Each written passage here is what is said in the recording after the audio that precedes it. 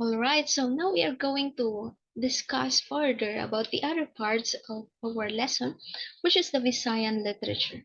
But before I proceed to discuss to you about this particular topic, I would like to give credits first to Sir Darren Edem, as I have used some information from his video for the content of this lesson. I also have included link from of his YouTube video in the references section, so you can also watch it to learn more about the topic. So now let us proceed to the Visayan literature.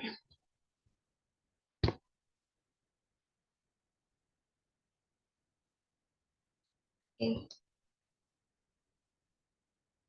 So in order to understand the Visayan literature, we have first to discuss about its geographic description. So it is in Visayas. It is obviously in Visayas, which is the smallest island group in the Philippines. So we have the three major group of islands, which is the Luzon, the Visayas, and the Mindanao. So Visayas is in the middle part, and it is also the smallest part of the tree. It is the smallest among the three. So it is divided into three regions: the the Visayan, the Visayan Island is divided in three regions, which is the region 6, the Western Visayas, and the region 7, which is the Central Visayas, and lastly the region 8, which is the Eastern Visayas. So in the Western Visayas, which is the region 6, this is the region wherein the Warais, I no, the Hiligaynon speaking people, or the Ilonggo, and there is also the Aklanon, the and also the Kinaraya speaking people.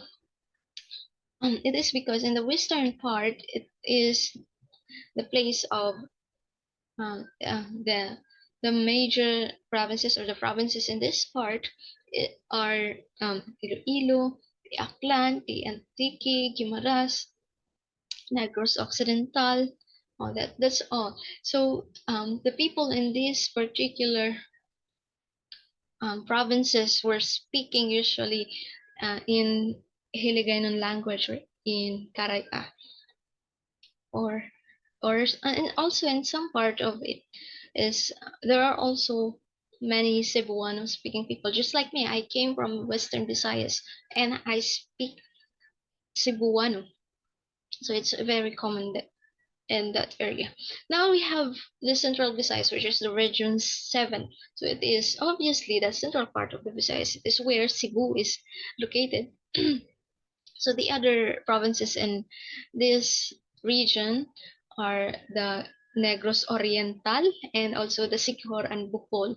So the they this is the place where Cebuano is very prominently or widely spoken, and also there is Boholano, and the other types of Visayan language, which is in Siquijor. They have another accent when using the language. Now, lastly, we have the other region, which is the region 8, the eastern region. So it is the land of Waraynons. So it is where Samar is located, Leyte is located, Beliran, Eastern Samar, Southern Leyte. So dito yung mga tao dito they are speaking Waray language. So sila yung mga Waray nun. Okay, now we have here the major regional languages. So I think I have already discussed about them. So we have the major talaga is Cebuano, which is prominently talaga ginagamit sa Cebu and even in other parts of these regions. Another is Hiligaynon, which is typically spoken in Western Visayas, like in Iloilo, Capiz, Guimaras, again. Kinaraya, also in Iloilo, Capiz, Western Visayas, and Waray, which is spoken widely in eastern part of Visayas. Now, we also have here the seven main islands, which are the Bohol, Cebu, Panay, Samar, Negros, Leyte, and Masbate. So these major islands are very much common, or lagi nating naririnig usually kasi sikat sila at malalaking islands. Now, since we're done with the with the demographic description of the island, let's proceed now to the Visayan literature. So we have to describe about the literature, what is what is the many um, common or famous forms of it. So now let's discuss. So in Visayan literature, it was documented by the Father Jesuit, Father Ignacio Francisco Alcinar. It is because in during this time, very little lang ang mga marunong magsulat, di ba? It's because since we are um, colonized by the Spaniards, so they are referring to those people who are in poverty as Indios, and they are not able to, or they are not allowed to go to school. So hindi talaga marunong magsulat, and which is why the literature in this during this period are not hindi masyadong nag-survive. It's because hindi sila nasusulat. So those who are documented by Father Ignacio, so yun lang yung mas nag-survive until now. So they are more on oral literature. So usually even in the different parts of the Philippines, usually ay in oral talaga literature. And which is why when it is in oral, there are many magbabago. There will be many changes that it is passed down from generation to another. Unlike when it is written, mag-stuck pa rin dun ang idea, mag-stuck pa rin yung language forms. So that is why it really did not much survive since very little lang ang document ng mga literature before. So there is no evidence in prose literature, but ordinary Visayan speech was itself rich with metaphor and colorful imagery, and the poetry must have been even more so. So there are very little um, evidence nga ng prose kasi hindi masyadong na-document yung mga literature during those times. But it is certain and it is still evident ngayon until now that the Visayan literature is very rich when it comes to poetry. And later on, I'm gonna discuss about the different poetry, poem forms in this island. Now, it started with fables and legends of the early people in the Philippines and colonial period, right down to Spanish influences. So, it is very understandable and it's very common that usually ang form ng literature during those times were in fables and legends is because yung mga lolo natin, mahilig sila magkwento sa mga kaapuhan. And and the very much basic form of narrative ay yung fables and legends. Gawa lang sila ng kwento sa mga imagination nila. Fables which gives lessons to their grandchildren. So yun. So that is why it is very much basic, the fundamental of the Visayan literature. Now let's proceed to okay, then we have to discuss the forms of Visayan literature. But before I forget, I hope you will learn or you will listen carefully because at the end of this discussion, I'm going to ask you a question, and that question will serve as your recitation. You have to answer it and you have to write down your answers or type your answers in the comment section. Okay? So we have here first the poems are called binalaybay. So this is in typically I think it's in the Cebuano language because I can understand it. It's in binalaybay. There are poems which are there are other types of poems too in the Visayan language, but this is the in the Cebuano language which is called the binalaybay. Next we have the stories that are called asoy or sugilanon. So also, this is in the Cebuano language. So, asoy, stories is translated as asoy or sibilanon in Cebuano. So it's just the same. It's just typically a story in the different ways. It is just normally just a story, either in fictional or not. Now we have here the riddles are called tigmo. So riddles. So it's just translated as tigmo in the Visayan language. Okay? Or paktakon. Now we have here the proverbs are translated to hurubatun. So it's just another translation. They're just the same. They're usually in two lines and rhyme. So uh, proverbs, as we have as our basic knowledge, is from it's usually from the Bible, and which gives us wisdom, just verses in the Bible which gives us wisdom.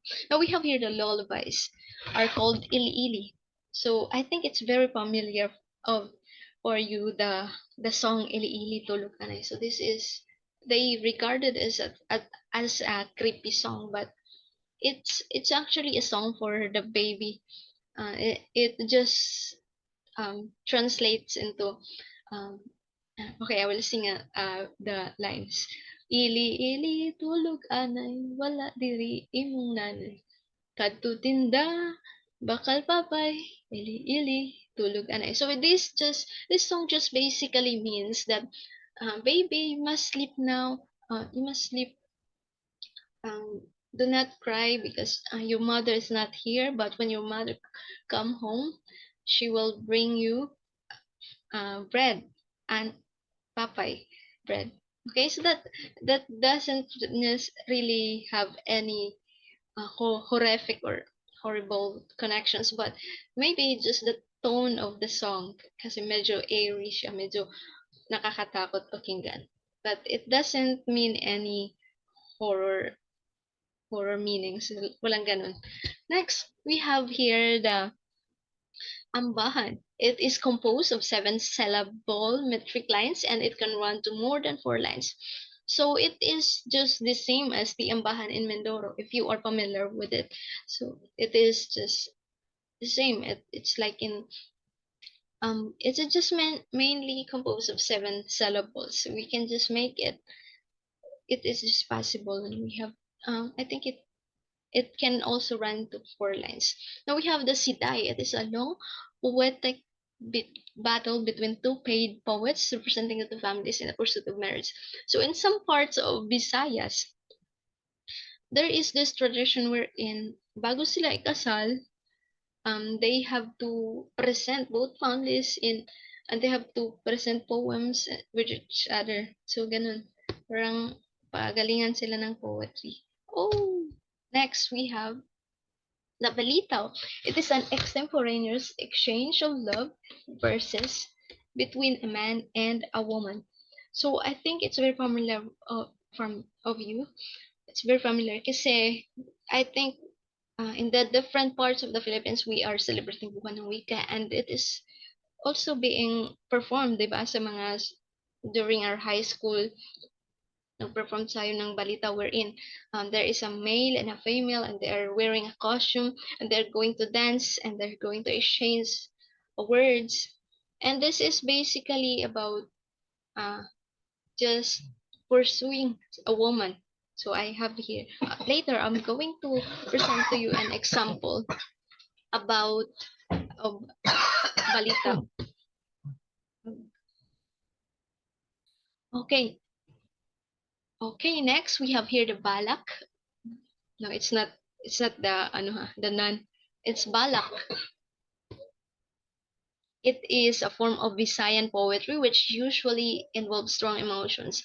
So, balak is just like a spoken poetry, but it has a deeper emotions na parang as in malalim talaga na emotion ang pagka-deliver nila ng poetry na to. And sometimes it's parang direct lang siya, free verse, ganun. And it is accompanied with like uh it's with a music na typically ginagamit sa sa Visayas. Okay. Now we're going to tackle about an example of balitaw. I think I'm going to sing you a song. Look at this. It is entitled Pasayaw Ako Day by Max Urban. Pasayaw ako day, sayaw lang sa uban. ikaw may gusto ko, nganong ako nga ana ang may uban. Pag sana lang ko day, lagi ko kay wa ko'y gusto. Iro-giro, sa iro, iro-giro kintangan, jutay. So the translation is just, it's basically just about pursuing a woman that doesn't like you. So the male in this song, he asked the girl if she would like to dance with him. On the second line, the girl being the so-called dalagang Filipina, she refused because it was very common among women before na mga hard to get sila. So the male answered back to the third line saying that he wants to dance with her than any other girl. And the girl replied by asking, why her? Why her among other girls? And the boy said that he doesn't love them the way he loves her. Okay? And the man asked the woman if he could hug her. This is the symbolization of respect among Filipino men to women. However, the woman said that um, she really would not agree because she doesn't like the guy. So that's just basically about pursuing a woman. That is an example of balita. It is better if you can watch the some videos on YouTube about balita because medyo ano siya interesting. They are wearing props, they are wearing costumes, which is very interesting talaga. Entertaining.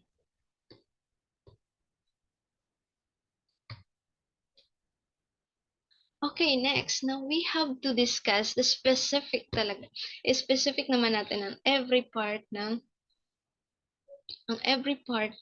or ang every region ng Visayas. So we have here the literature in Western Visayas. So as we can remember, as what I have told you before, this is the region 6 which composed of Antique, Aklan, the Iloilo, the Capiz, the Guimaras, and Negros Occidental.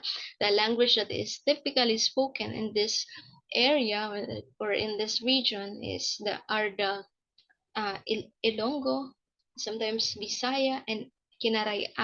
Okay, the literature, the famous literature in this particular region is the Hinila Wood, which is it is the oldest and perhaps most well-known epic of Panay. It narrates the story of the goddess of the eastern sky named Alonsina who reached the age of maidenhood. Every god from different places tried to win her heart. Soon, the goddess decided to marry a mortal from Halawood, Dato Paubari. So I think it is familiar. There are other stories which is familiar. For, uh, I think it's familiar para sa inyo, which is the Tungkong Langit and Alunsina. But it is not the same in the story or the epic Hinilawud. Uh, the Alunsina the name Alunsina was just used in the different stories variety of stories in Panay. So Panay siya galing. Now, Tatong Kung Langit is a different story, di ba? It tackles about two gods and the goddess, which is Alonsina, and Tatong Langit is the god of the sky, which wherein sila yung major creator of the earth. But here, Alonsina is a goddess too, but she doesn't like the many suitors that he had, many god suitors that she had. So, but then she fell in love with a mortal man, and then after that, and continuation of the story, the gods are who courted her get mad, and then they sent flood to the Halawood and then to drown the Tupaubari. But then the sibling of Alonsina nag-warn sa kanya, niwarningan siya na umalis sa lugar na yun in order to save themselves. And then they come back after na wala na yung tubig sa Halawood. Okay, that is just basically the story of Hinilawood. Next, we have here the fall of Bulubulak.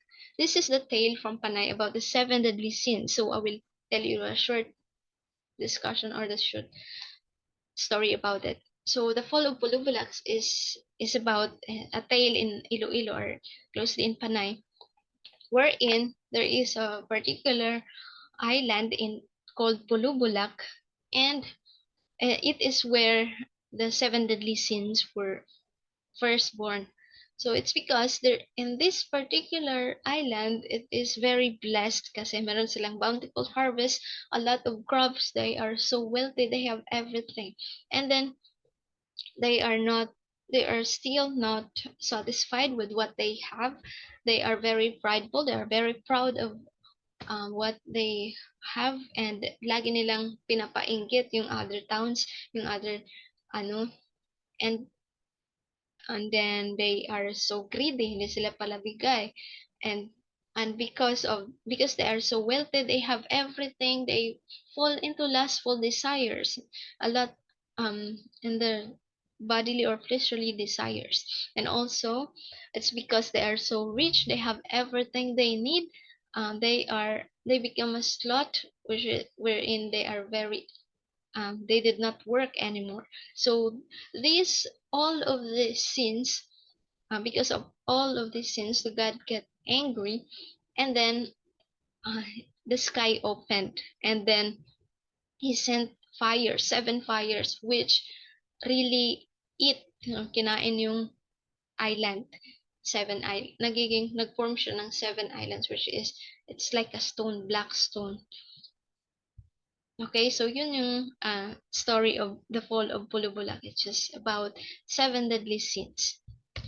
Next, next we have okay, so next we have here the some notable writers of Western Visayas. So there are just like other in other places of in the Philippines, there are also a lot of famous writers here in Visayas. So the most famous one is Cristiano Lopez Jaina. I think it's very familiar, even in our history topics. So he was a Filipino journalist, orator, reformist national hero, which is well known in his newspaper, the La Solidaridad. The Philippine historians regard Lupicina, along with Marcelo del Pilar and Jose Rizal, as a triumvirate of Filipino propagandists. So as we can remember from our history lesson, so isa to si Graciano Lopez Haina is he's very active when it comes to propaganda.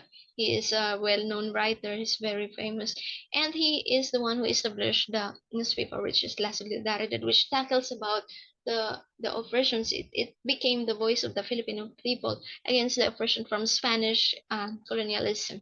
Okay, so kasama niya along with him, kasama niya dun sa propaganda na La Solidaridad sila Plaridel, si Marcel del Pilar, and si Rizal using his name as pen name Laong Laan. Okay? So ito si Lupisan na galing siya sa Western Visayas, known there. And we also had the other uh, well-known writers, which includes Magdalena Halanduni, Esteban Havillana, Flavio Sargosa Cano, Leoncio de Rieda, Alfred Gonzalez, de Mesonza, Dorin Fernandez. Okay, so now let's proceed to the next part, which is the Eastern Visayas. So as we can remember, Eastern Visayas, it is where Samar, uh, Biliran, Leyte, and northern or southern Leyte is are located. So in Samar, they are speaking uh, prominently the Warainon language or the Waray language. So they have the very famous literature, which is the Buwaon and Tutuon, which is this is a Waray folk tale with the English translation Falsehood and Truth. It is about two friends named Buwaon and Tutuon who could not find work, so they decided to go away from their place to look for their fortune elsewhere. And then they reached the kingdom, a particular kingdom nearby, and then they pledged to serve the king. So after that, they are doing their best to impress the king, especially Buwaon. Buwaon here is the more aggressive one, while Tutuon is the more calm one, peaceful, with peaceful mind. So he has a very good attitude. Is portrayed as the truth. Is a good person, and Buwaon is the bad one. Now, um, Buwaon has made a lot of things na makakasira kay Tutuon. But then at the end of the day, si Tutuon pa rin ang nanalo, and he got the prize of being married to a princess. So, kasi were given different challenges from the king, and still si Tutuon pa rin ang nanalo. It's just typical epic, just typical folk tale na usually that always the truth will always prevail. Okay, so next we have here the amumu or si ipot-ipot. So in Tagalog, it translates just the monkey and the what it's just like it's just about the monkey and the firefly. Okay, so this is the fable about gorilla and the firefly. The lesson it conveys is that one should never belittle those who are small because they could not do big things that big people cannot do. Okay, so I will give a very brief uh, background about this topic. It is all about there are two animals, which obviously the gorilla and the firefly. So the gorilla, he is a very boastful, and he's a bully. So lagi niyang binubully yung mga animals in the forest. Now one day he meet the alitaptap or the firefly. Um, and then binubully niya yung firefly, and he said, "Oh, Firefly, I think the very reason why you always wear or you're always bringing a light at your butt is because ano, takot ka sa lamok, takot ka, duwag ka, you are a coward." So yun yung sabi ni Gorilla, sabi naman ni Firefly, "No, hindi ako takot." Lagi niyang dinedefend niya yung sarili niya, pero bully talaga. Gorilla always tried to tease her. Now, pagdating ni Gorilla into the other parts of the forest where there are many animals, pinagkalat niya na duwag daw si Firefly. So, Firefly, hearing about the news na pinapahiya siya ni Gorilla, nagalit siya, na trigger. So, he went to Gorilla's home and then decided to challenge him. So, sabi niya, sige, mag-challenge sa'yo bukas. Bukas, mag-challenge sa'yo. Kung sinong mananalo, bawiin mo. Kung ako ang mananalo, bawiin mo yung sinabi mo na ako ay duwag. Okay? So, yun nga. So, tinawanan lang siya ni Gorilla or ni Amumungo. And then, but determined talaga si Firefly. Sabi pa nga ni Amumungo, okay, magdala ka ng mga kasama mo. Sabi naman ni Firefly, no, I will go alone. Ikaw ang dapat maghanda. So, okay. Okay, napagkasundoan nila. And in the morning, ayun na nga, ang pack ng gorilla, ang daming gorilla, while only one firefly. So, uh, and then, nag-start na ang, the timer starts na. Now, now, the first thing that Firefly did is that she jumps into the nose of the gorilla. So, the other gorilla, he wants to kill Firefly, obviously. So sinapak niya yung isang gorilla. So nagalit naman yung isang gorilla. So nagsapakay sila. And then hanggang nagpatayan sila. And lastly, yung si amo mo na lang ang natira. Nagpatayan na silang lahat dahil sa galit nila na na sinapak ang isa't isa. Okay, so that is just a very brief discussion. Oh, so if you're going to click that, you will be directed to the YouTube video about the story. Okay, next we are going to tackle about the literature in Central Visayas. It is the last region in the Visayas that we are going to discuss. And Central Visayas is obviously the central part of Visayas. It is where Cebu, Negros Occidental, and Bohol and Siquijor are located. So the very famous literary piece in Central Visayas is the Sikilak and Sikabay. It is about the Visayan creation myth, about Captain Magwayan, who are both gods, and they created earth and all living things. Captain planted bamboo in the garden, and one day it broke into two sections and stepped out the man and the woman, who were respectively named as Sikalak and Sikabay. So it's just basically just like the creation story in Tagalog, which is the Malakas and Maganda, wherein um, they came from the bamboo trunk na tinuka ng isang ibon. So that's just the other version. It's just in Visayan version. Okay, next we have here the other literary form or literary piece of Central Visayas, which is the Catalina of Dumaguete. It is a legend about 16-year-old girl named Catalina was very beautiful and industrious, but with many strange ways. She was said to have mysterious powers and was said to have saved the Magite from the Sigbin. So it's an interesting story. Then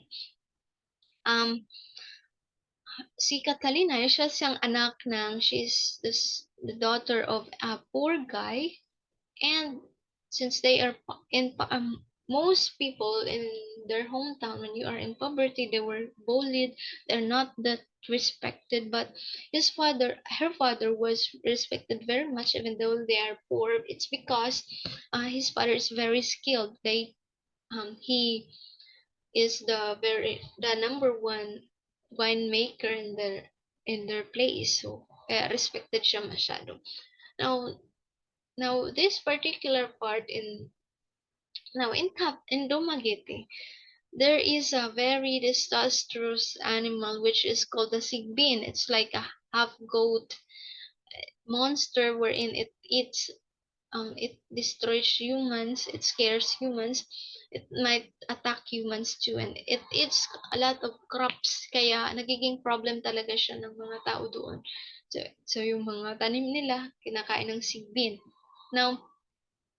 Now, it is believed, it is said that Catalina is one of the many na taga-taboy ng sigbin. So that is why at a very young age she was able to send the sigbin away. So napaalis niya yung mga sigbin.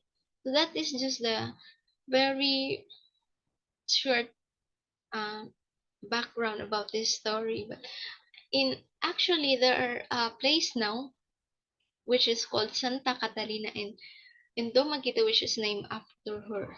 Okay. Okay. So next we have, all right. So we have here the last part of this slide, which is some notable writers of Central Visayas. So we have here Vicente Soto, the father of Cebuano literature and father of Cebuano journalism. So he is the one who started the journalism, especially in Cebu, and he published the Ang Suga, which is the first newspaper in Cebuano language in 1900s. Now the second one we have Heriberto Gomban, he is the father of Visayan literature, and he wrote the Zarzuela, the Murmuro, and play in Visayan. So here are the other notable writers. We have Florentino Rallos, Marshall Velez, Timoteo Castro, Vicente Ranudo, Filomeno Roble, Juan Villagonzalo, Felimon Soto, and Leoncio Avila. So in order to see if you have understand or if you have listened this discussion, I want you to answer the recitation question, and you are going to write your answer or type your answer in the comment section of this post. So for the sixth question, who is the Filipino journalist, orator, reformist, and national hero who is well known for his newspaper La Solidaridad? Okay, and now here are the references for this discussion. You can click the link if you want to learn more about the topic. And now here are the entire recitation questions which were given by the previous discusser of this entire video. For the first question, choose your favorite piece of famous literature that mentioned in the discussion and find out the theme of the literature. For the second item, who is the father of the Tagalog drama? For the third one, what is the example of Tagalog poetry given in the video? Now the fourth one, what Ilocanos refer themselves as? And the fifth one, what is their favorite pastime during the war? And the sixth and the last one, who is the Filipino journalist, orator, reformist, and national hero who is well known for his newspaper La Solidaridad? So these are the entire six recitation questions, and you are going to comment your answers in every number in the comment section of this post or announcement. Now, now before we end this video, we're going to give you an activity wherein you are going to write a poem on any subject that you wish. It is acceptable to use rhyme or not. Afterwards, write down the message and the theme of the poem you have created. So here are the rubrics. We have originality, which is 10 points, content or relevance, 10 points, organization of ideas, 10 points, creativity and visual impacts, 10 points, and timely submission, which is also 10 points. All right, thank you for listening. We hope that you learned something from this discussion.